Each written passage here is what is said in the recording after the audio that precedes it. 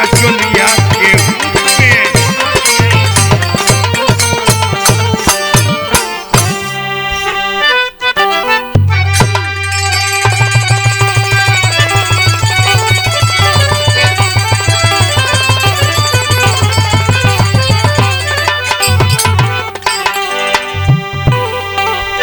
हाँ भैया, एक बिरहा आप लोग के सुनावे चलत है कभी प्यारे लाल जी के स्टूडियो संदहा सारनाथ वाराणसी से।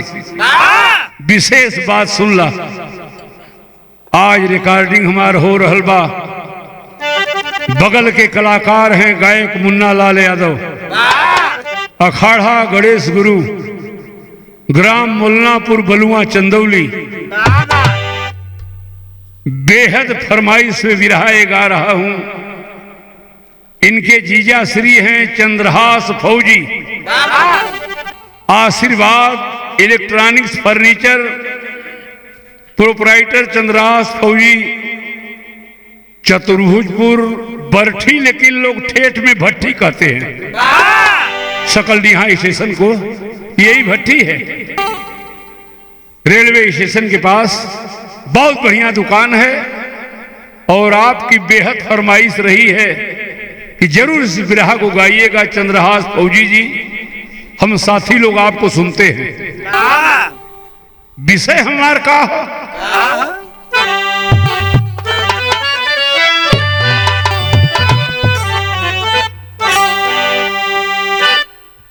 रामदेव भैया से बिरहा हो। बड़ी मिजाजी बिरहा एक लोरी के गाँव में। ओकर मेन कोटेशन रहल कि सिंघल दीप बाटे मौसा तोहार हो। यह हम बताओ चले थे कि मौसा बेटा ही नहीं कैसे।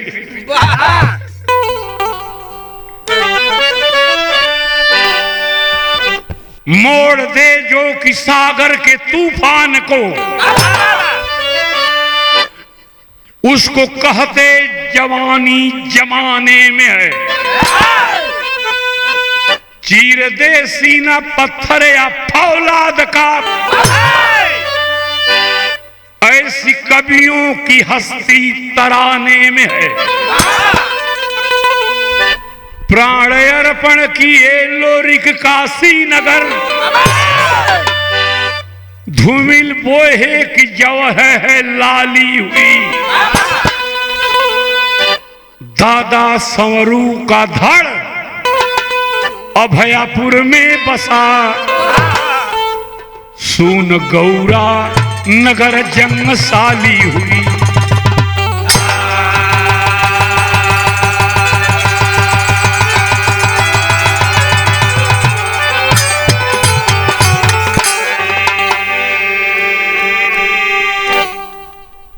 काशी में लोरिक प्राण अर्पण कैलन।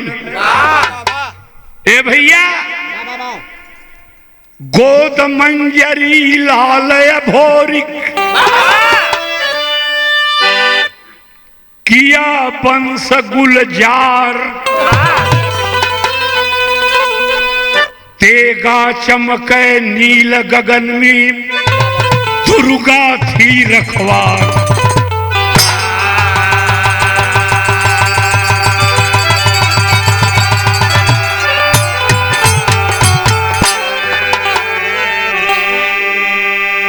बिरहा सुने वाले बाबू तनी बात के समझ ला।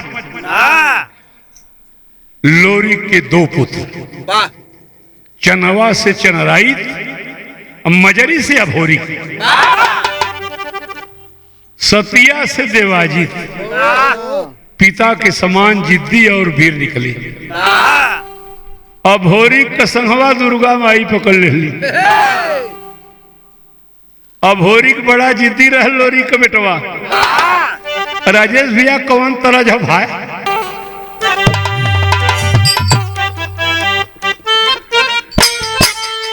बहुत खूब।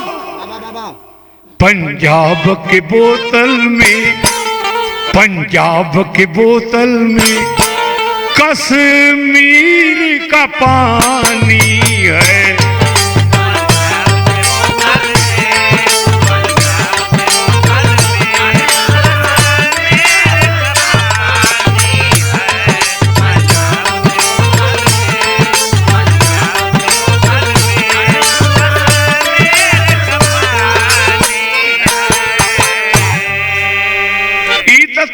तनी फरज सुना। हई लाइन प्रसिद्धन कभी जवानन बदे लिखलन। शमशीर के जौहर में, शमशीर के जौहर में जंजीर जवानी है।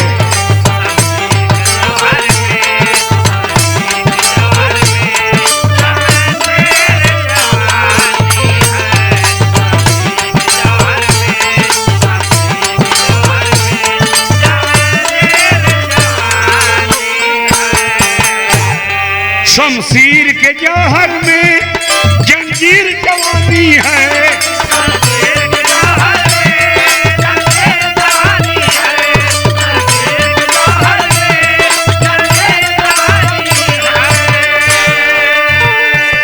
जंजीर जवानी है। शेरों का कफन सेहरा, शेरों का कफन सेहरा, मुखड़े की निशानी।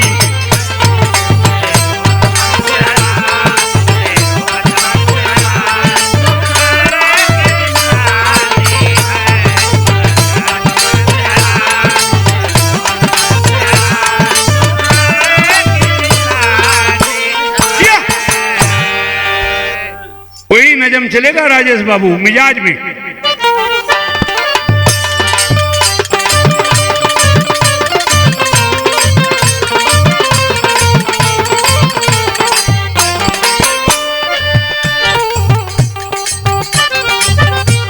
दुर्गा लोरी के बाद अब होरी का संग है ले। नशा जवानी का अब होरी पर जब छाया है। नशा जवानी का अब होरी पर जब छाया है। माता दुर्गा से नाहर अरज लगाया है।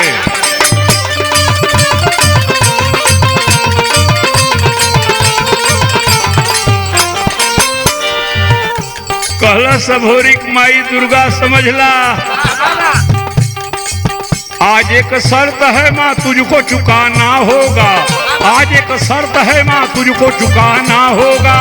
नगरी अभयापुर को हमको दिखाना होगा।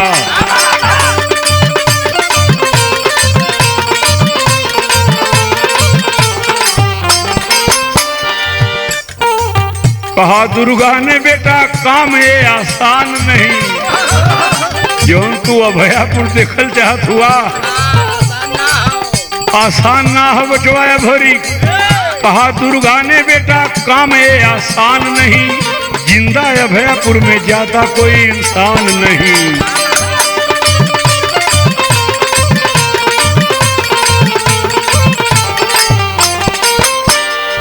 बिगड़ गया भोरी।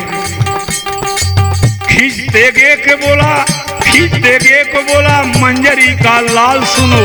हुआ इनकार तो दुर्गा मेरा सवाल सुनो।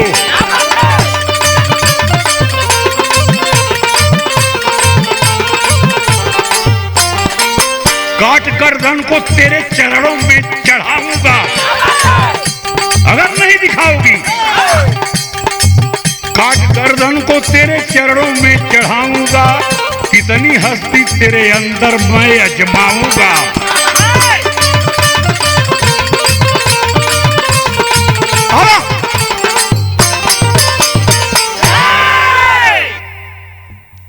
गर्दन काट के चढ़ा दी दुर्गा माई। अभयापुर दिखावे पड़ी। दुर्गा समझ गई जिद्दी बाप का बेटा जिद्दी है।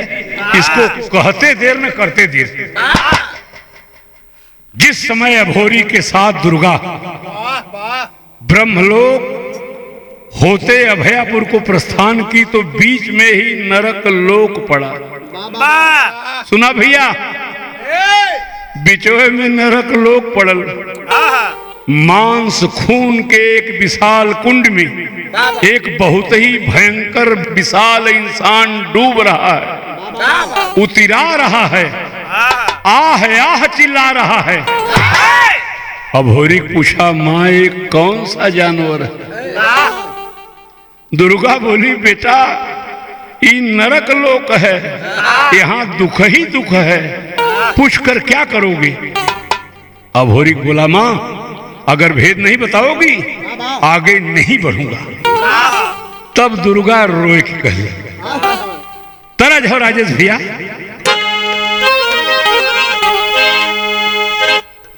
ओ जमाना को ढूंढ रहल भाई बाजार रहल हो। हरे बांस के कांवर भावे बाबा बारिश सूरज ओ हरे बांस के कांवर भावे लाली रंग चुनरिया हो जान जान नाही छोड़बे बाबा के पैरिया हो जान जान। बहुत अच्छा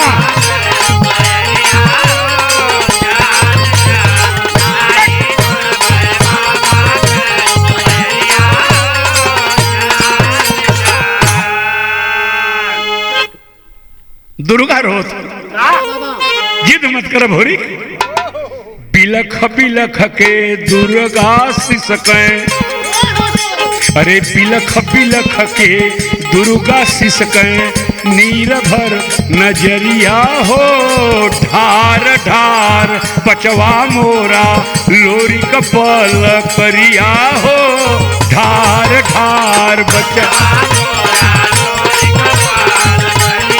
सूरज बा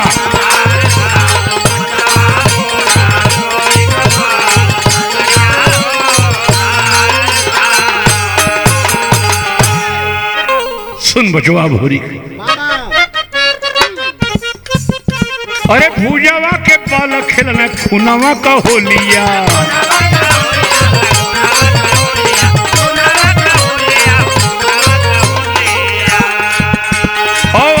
में पड़ गई अनुपी का डोलिया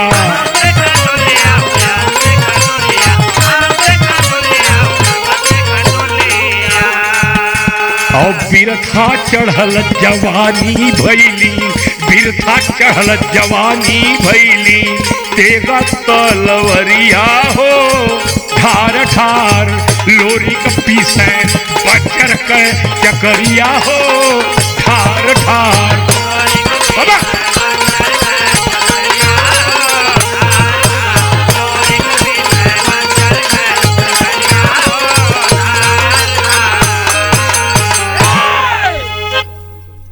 ये नरक लोग बजर का चकरी तो वापिस अभोरी का कलेजा कांप गया तेगा हाथ से छूट गया। माँ यह तुम क्या कह रही हो? ये हमारे बाबू लोरिक हैं। दुर्गे मां साफ साफ बतलाओ वरना आज ब्रह्मलोक उलट दूंगा। कौन तरज हो राजेश भैया वहीं पर ही ठीक रही।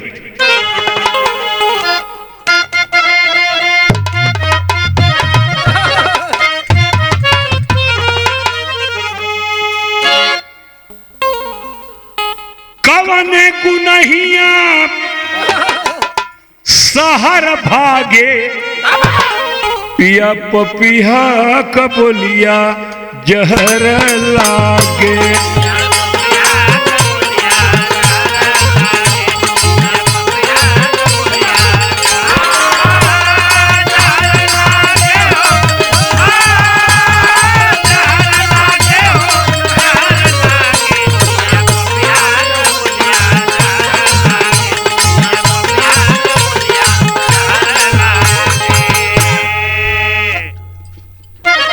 दुर्गा माई बता दा बाबा बाबा काहे हमार बाबू नरक भोगत हुन। अरे कौन कारणवा जरत बाटे कौन कारणवा जरत बाटे मोरा बाबू नरकवा सहत बाटे।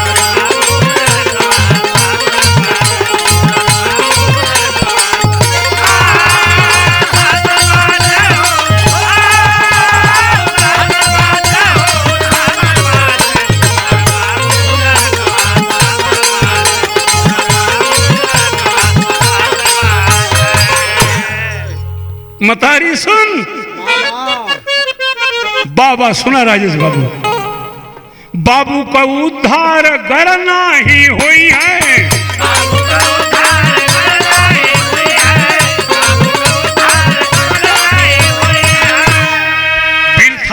जन्मवा हमार होई जई है।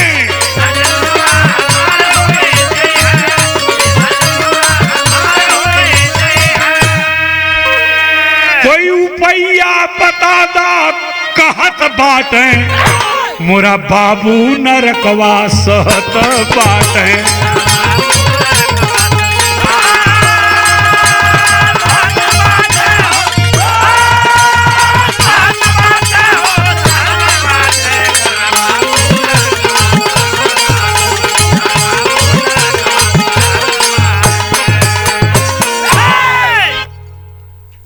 काम तो बड़ा बिगड़ल था। दुर्गा माई के को बात सुने के भोरी तैयार ना समझाओ थे। सुन बेटा, नरक बेटा अनुपी तेरी मौसी है।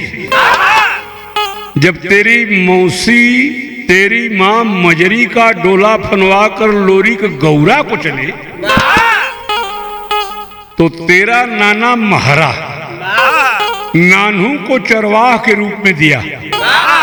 अनुपी को लोरी की बेटी बोलकर गौरा लाए और प्रण किए कि इसकी शादी मैं करूंगा। मगर दूसरे ही दिन चनवा का उड़ार कर हरदी चले गए।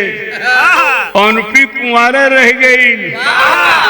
इसी पाप से लोरी नरक का गाढ़ सह रहे।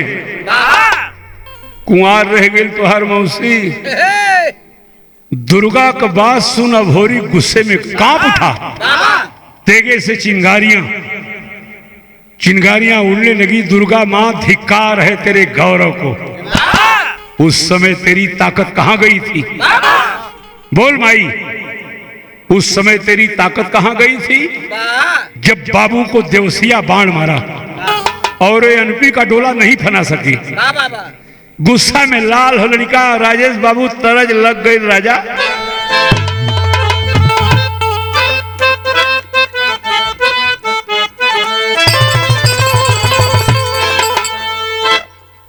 क्या जमाना रहा। मिर्जापुर से लाल बिहारी मिश्रा जी गाँव में अरे माता हो ललनवा देता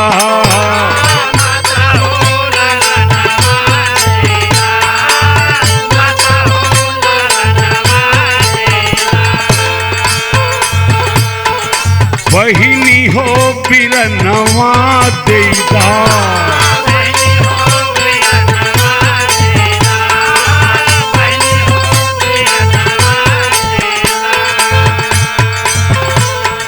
देशवा के करनवा देता देहिया के कहनवा देता। माता हो ललनवा देता।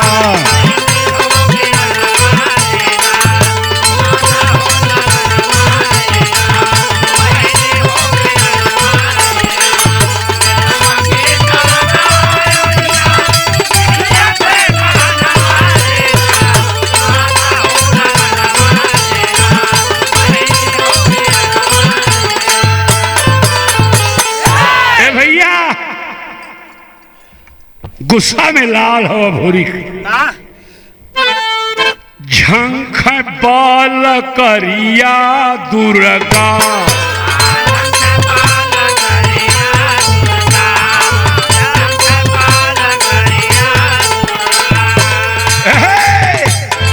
झंख बाल करिया दुर्गा।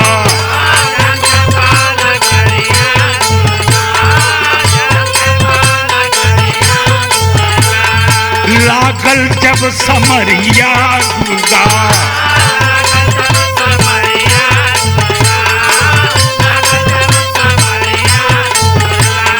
खा के पूजा कैलू भारी धोखावा कमरिया दुर्गा।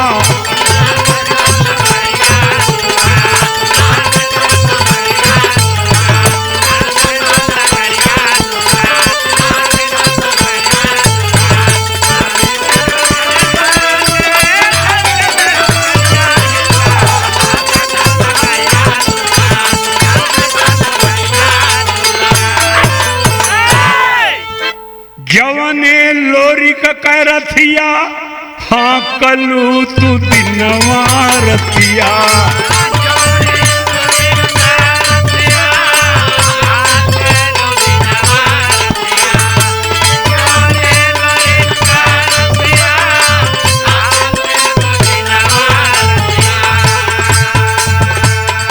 आधा जल में डूबावलू आजा लोरी के नवरिया दुर्गा झंख पर करिया दुर्गा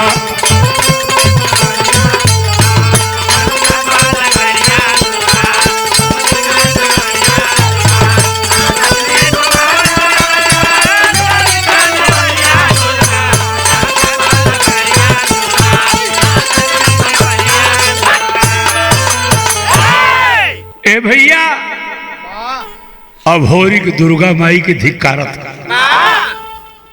बिरहा कटेरी आए गए राजेश बाबू।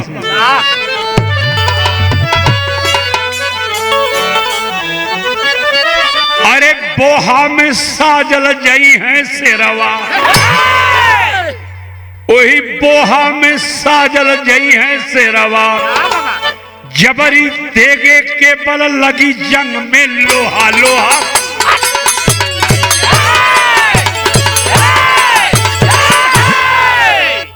कसम दूध तेरा माता मैं रण के बीच दिखाऊंगा खनक उठा नाहर का तेगा रण में प्रलय मचाऊंगा गौने की फनवा के डोली अनुपी की मैं लाऊंगा अघोर जंग लोरी कतेगा दागी नहीं लगाऊंगा।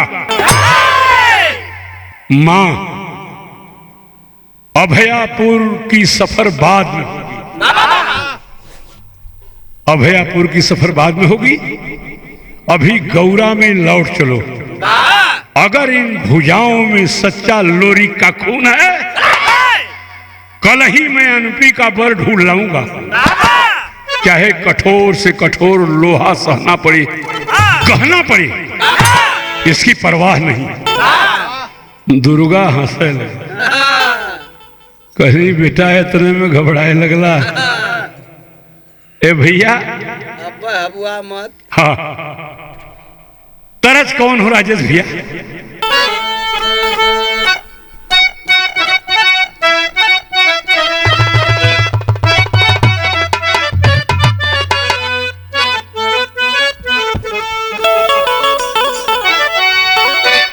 बड़ी गजब याद दिला दिला राजेश तनी तनी भी रहा सिखत अली भाई कलकत्ता गए रही कमरहट्टी एक जगह वही रहत रही आरे जिला के अक्षर रहलन का उनकर लहजा रहे के गाँव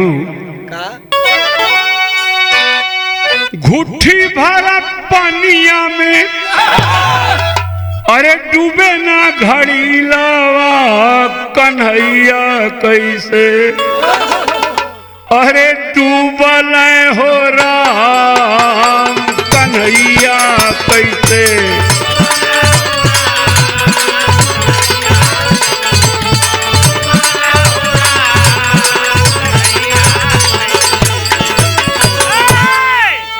घुट्ठी बारा पानिया में डूबे ना घड़ी लावा कन्हैया कैसे डूबल हो राम कन्हैया ये है राजा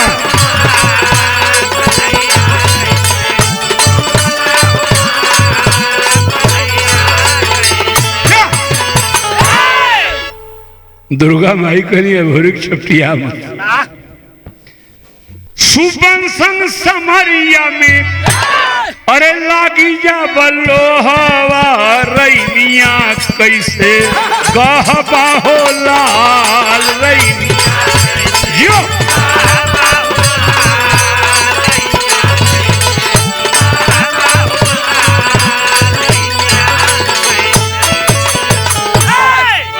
होई है जिस दिन जंगावा में जादुअन कमरिया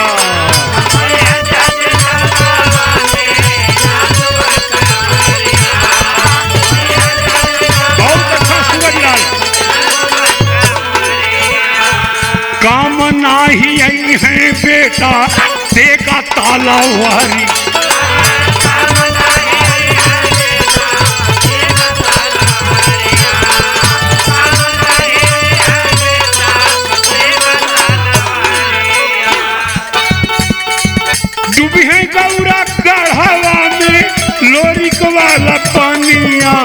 लैनिया कैसे गाह बाहोला।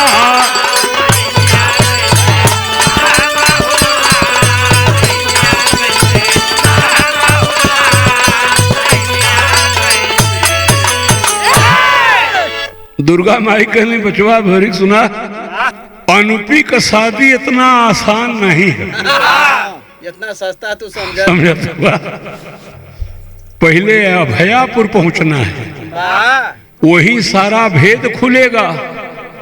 जिस समय अभोरी दुर्गा के साथ अभयापुर पहुंचा, बिना गर्दन का सौरू को देख बोला कि माई कौन लोग। अभयापुर गईला, सौरू दादा बूढ़ा तो तेरा थो गर्दने नहीं है बिना मुड़ी। कल माई कौन लोग जहां बिना गर्दन के इंसान हैं। अभोरी के बात सुनकर सतिया बोली, वाह। अभोरी का बतिया सुन के सौरू को दुल्हन सतिया बोली, सैया मालूम होता है कोई दुश्मन चढ़ाया। सौरू की ठठरी कांप गई, यहां कोई दुश्मन आ गया। गर्दन ना हो सौरू की। सतिया कहलस, अरे बारी उमर कमर लचकनिया, बारी उमर कमर लचकनिया, गोरिया खींच निहुर के पनिया, गोरी का झूला झूलनिया ना। और सुन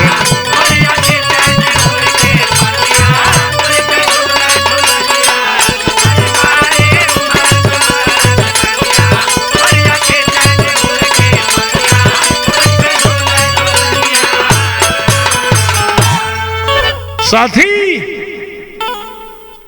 सौरू दादा को गर्दन नहीं है, लेकिन हई बीरताई सुना, उनके पता ना हो कि हमार भतीजा कल धोखा है, कोई दुश्मन यहां भी चढ़ गया।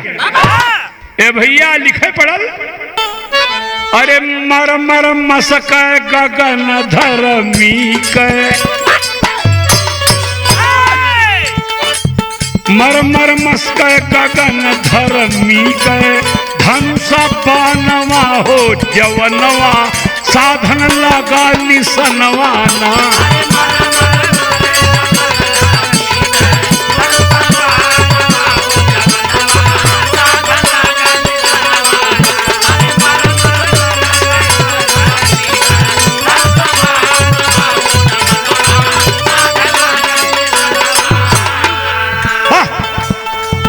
यार सतिया का कैलस, सत को सुमिरे सतिया रानी, दुश्मन चढ़े आयल अभिमानी, दुश्मन चढ़े आयल। दुर्गा गरज उठी महारानी, दुर्गा गरज उठी महारानी, सौरू बिरथा तोर जवानी, लालय भोरिक लोरिक, कैलला नवा हो जवनवा, साधन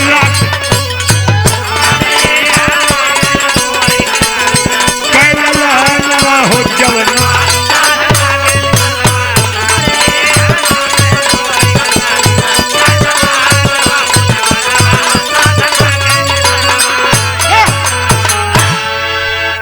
सौरू के रोम रोम से आवाज निकली, धोखेबाज दुर्गा, तेरा विश्वास नहीं है? दुश्मन को लोरी का बेटा बता रही है? कौन तरज और राजेश भाई?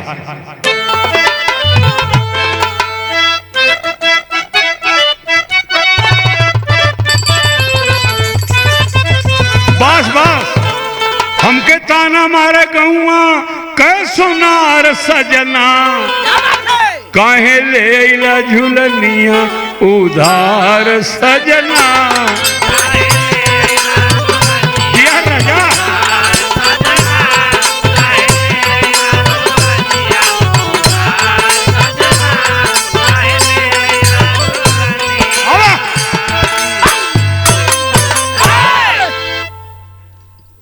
गुस्सा भी। सौरू दादा कहलन दुर्गा से, देखा मुड़ी ना कहलन लोरी के बेटवा बताओ तो तुहार धोखाबाजी हमन के आज ना पता हो। हलिया जानल बाटी दुर्गा तोहार जननी, कैलू बोहवा में धोखवा कमार जननी।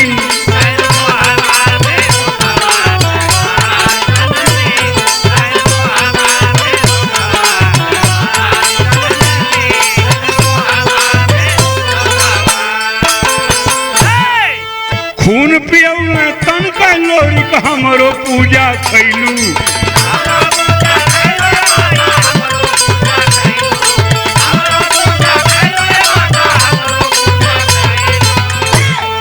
लागल लोहा बोहा में तब भारी धोखा कैलू।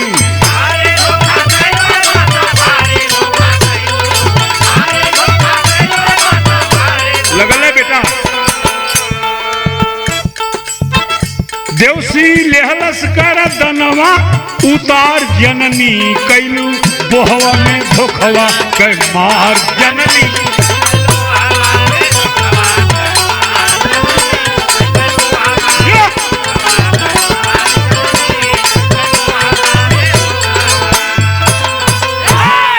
खबरदार दुर्गी, झूठ मत बोल। आज मैं तेरे धोखे में नहीं आऊं। बैरी चढ़ आया है, पहले 2 हाथ बजने तब सतिया बोलल, मां दुर्गे मैं अपने सीने पर लोहे के 7 तावा बांधूंगी। अगर यह लड़का 7 तावा छेद कर मेरा दूध निकाल देगा समझ जाऊंगा मेरा खानदान है। बज्जर लोहे के 7 तवे बांधी सीने सतिया रानी, हंदिया सत्य के बंधन में सौरू सर चांप लिए तानी। खींचा है अभोरी की मां का चीर, 7 तावा छेद के अभोरी खींचा है अभोरी की मां का चीर। फौलाद की हस्ती टूट पड़ी, अभयापुर डोल गया डगमग जब दूध का धारा फूट पड़ी। सतिया रानी गोद ले अभोरी को लाखों आशीष। जिया बेटा अपने सौरू दादा की दशा देख अभोरी को रोने लगा। तब दुर्गा बोली कि बेटा रोने का समय नहीं है, अभी रोए का टाइम ना हो, बल्कि अपने सौरू दादा के गर्दन को किसी तरह से लाकर धड़ से जोड़ने का समय है। रामदेव भैया ये गौले रहने की सिंघल बाटे मौसा तोहार हो। मौसा के खोजे में पहलवा दुर्गत कितनी भैले वो है हम सुनावत रही सुनाई है। रोने का वक्त नहीं है, बल्कि अपने सौरू दादा के गर्दन को किसी तरह लाकर धड़ से जोड़ने का समय है। बिना गर्दन लाए अनुपी की शादी नहीं होगी। तब अभोरी बोला मां दादा का गर्दन कहां कैसे मिलेगा? दुर्गा कहली सुना, वाह बहुत अच्छा। कटल जह दिन कटल जह दिन बोहे में गर्दनवा दादा सवरू के। अरे कटल जह दिन बोहे में गर्दनवा दादा सवरू के, और सुरसा डाइन ले भागल मैदान में दादा सवरू के। मिजाज में रहो बेटा।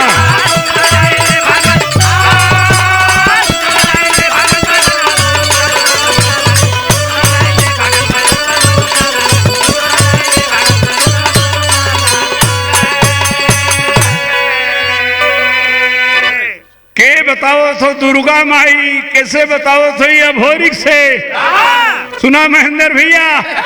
अरे कटल जे दिन बोहे में गर्दनवा दादा सवरू के, और सुरुसा डाइन ले भागल मैदानवा दादा। भारी लोहा लोहिता गढ़का जादुन भरी पेटारी हो, वीर लड़ाका दानव करते कोई सुरसा का रखवारी हो। मिली ने जब तक गर्दन मोरे सुगनवा दादा 100 रुपए और कुआरी रही है अनुपी बीच जहनवा दादा 100 रुपए। बेटा बा।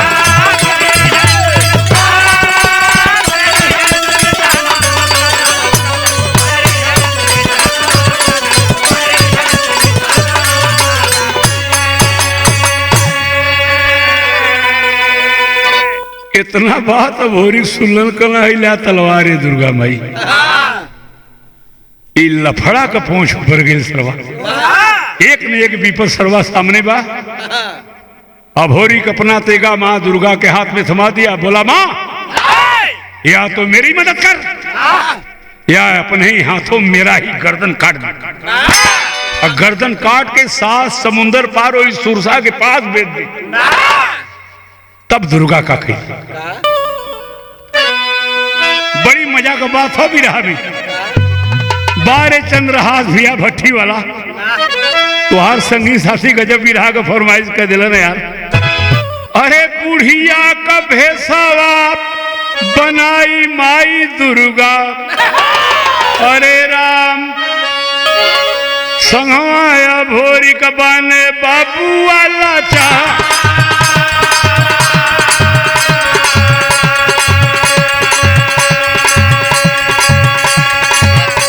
और सातों सगरवा के पार भई भवनिया, घेर लिए दानो भारी बांधे हाहाकार। और माया का खजड़िया बजल दुर्गा के बसल सगरवा पर माया का बजा। और सज गई मेवा मिष्ठान फल फूलवा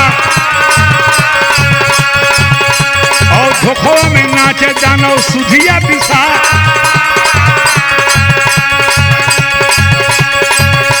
और रथिया भवानी का उड़ल नभवा में घोड़वा पभई ने अभोरी कया सवा। और पहुंचा अभोरी गढ़ लोहिता नगरिया, बंसी पुकारन सुरसा के द्वार, रामा रामा भज रामा।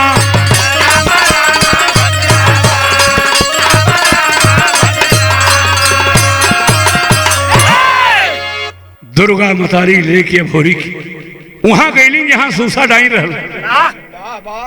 वहां जादू कमार धोखा कमार मार पमार रहल। दुर्गा जी को सिखौले रहे। सुरसा डाइन के जे पहुंचली अभोरी के मौसी कह के बुलावे लगल, मौसी। सुरसा डैनिया का माथा नहीं काम देता, ये हमरे कोनी बहनी के बेटवा भैया मौसी कह के बोला। हाँ। घोड़ मांगर बहरे छिप गए। सुरसा पर नजर पड़ते ही अभोरी के मौसी मौसी कहता दौड़कर सुरसा के गोदिये में बैठ गए। सुरसा बोली, बेटा मेरे तो कोई बहनें नहीं थी, तो कैसे मौसी कहत हुआ। तब दुर्गा बुढ़िया के रूप में कहली कि ये बच्चे जौने दिन हमार गौना भल वही दिन तू जन्मलू। अब दुर्गा माई के सुना जौने दिन हमार गौना भल वही दिन तुम्हारा जन्म भल, ये हमारा बेटवा न हो। अब और लगनी उनके का पता हो कि खतरा हो जाइए, ये कुल गर्दनवा बदे आयल हूं। कल की गौना हुआ वही दिन तोहार जन्म भल, हम तो ससुराल चल गईली और लौटी ही नहीं। जब लौटी तो मालूम हुआ कि तेरा भी गौना हो।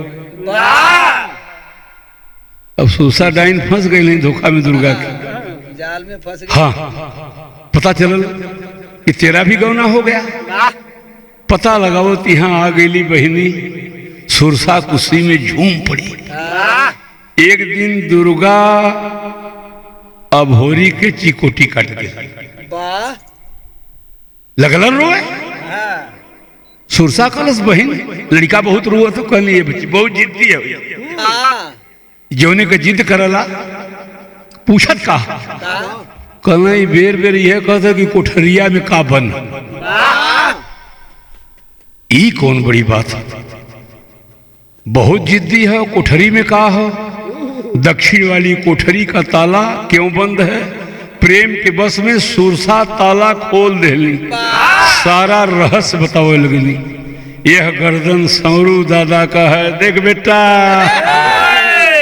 ये गर्दन सौरू दादा का है जिसमें दूध बह रहा है। ये झोली यानी पानी की है, ये झोली जादू की पेटारी है। सारा भेद पाकर दुर्गा सुरसा का ढील हेरे शुरू गई। सुरसा गईली सूत, के बाद सूती जाला आदमी। जब सूत गईली तब भयल वाह वाह वाह रे राजेश भैया, अरे हो गई नाए बाबू, हो गई नाए बाबुआ, हो गई ना भारी माया खेला वारा, हो गई ना।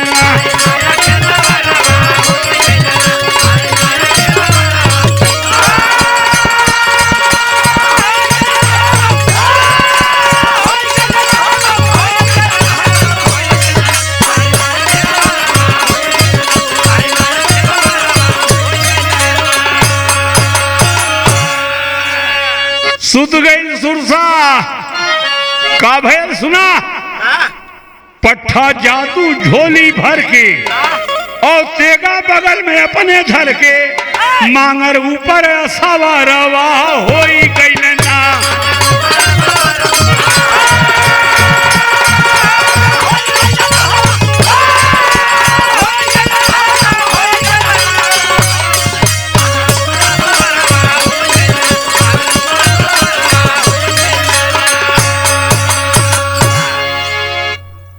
उधर दुर्गा भी आकाश मार्ग से उड़ी, तभी सिरसा को वहाई खुल गई। अपने लड़ाके दानों को आर्डर दी, पकड़ लो। दानव हाहाकार बांधते दौड़ पड़े। अभोरी के आंधी पानी गोजर बिच्छू की झोली छोड़ता जाता था। दानव मुसीबत झेलते आगे बढ़ते, समुद्र पार होते सुरसा घोड़े की पूंछ पकड़ ली। दुर्गा ललकारी, मार दे बेटा एड़े से। तभी अभोरी से पहले मांगर घोड़ा की टाप लगी, सुरसा खून फेंकती समुद्र में जागी। लोहा भारी बबर कहाया, लोहा भारी बबर कहाया और गर्दन अभयपुर में लाया। सौरू दादा का उधारवा हो गई ना।